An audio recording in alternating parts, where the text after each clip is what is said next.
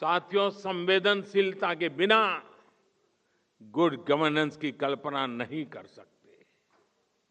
हमारे यहां 110 से अधिक जिले ऐसे थे जिन्हें पिछड़ा मानकर अपने हाल पर छोड़ दिया गया था। कहा जाता था क्योंकि 110 जिले पिछड़े हैं इसलिए देश भी पिछड़ा रहेगा। जब किसी अफसर को पनिशमेंट पोस्टिंग देनी होती थी तो इन जिलों में भेजा जाता था। मान लिया गया था कि इन 110 जिलों में कुछ नहीं बदल सकता। इस सोच के साथ ना ये जिला कभी आगे बढ़ पाते और ना ही देश विकास कर पाता। इसलिए हमारी सरकार ने इन 110 जिलों को आकांक्षी जिले, एस्पिरेशनल डिस्ट्रिक्ट की पहचान दी। हमने मिशन मोड पर इन जिलों के विकास पर फोकस किया।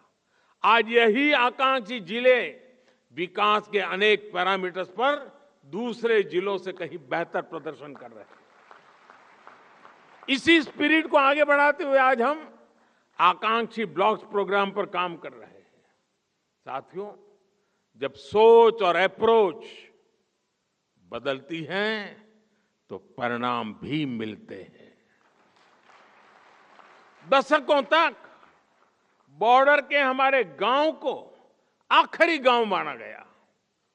हमने उन्हें देश के पहले गांव होने का विश्वास दिया। हमने सीमावर्ती गांवों में वाइब्रेंट विलेज योजना शुरू की। आज सरकार के अधिकारी, मंत्री वहां जा रहे हैं, लोगों से मिल रहे हैं। मेरी कैबिनेट के मंत्रियों को मैंने कंपलसरी किया था कि जिसको अब तक आखिरी गांव कहा गया था, जिसको मैं पहला गांव कहता हूं, वहां उनको रात्रि विश्राम करना है। और गए, कोई तो 17-17 हजार फीट की ऊंचाई पर गए। आज सरकार की योजनाओं का लाभ और तेजी से वहां पहुंच रहा है। एक गुड गवर्नेंस नहीं है तो क्या है। आज देश में कोई भी दुखद हादसा हो, कोई आपदा हो, सरकार तेज गति से राहत और बचाव में जुट जाती है। यह हमने कोरोना काल में देखा है, यह हमने यूक्रेन युद्ध के समय देखा है। दुनिया में कहीं भी मुश्किल हो तो देश अपने नागरिकों को बचाने के लिए युद्ध स्तर पर काम करता है।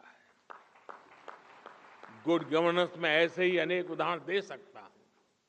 शासन में आया ये बदलाव अब समाज की सोच को भी बदल रहा है। इसलिए आज भारत में जनता और सरकार के बीच भरोसा ये नई बुलंदी पर है। यही भरोसा देश के आत्मविश्वास में झलक रहा है और यही आत्मविश्वास आजादी के अमृत काल में विकसित भारत के निर्माण की ऊर्जा बन रहा है।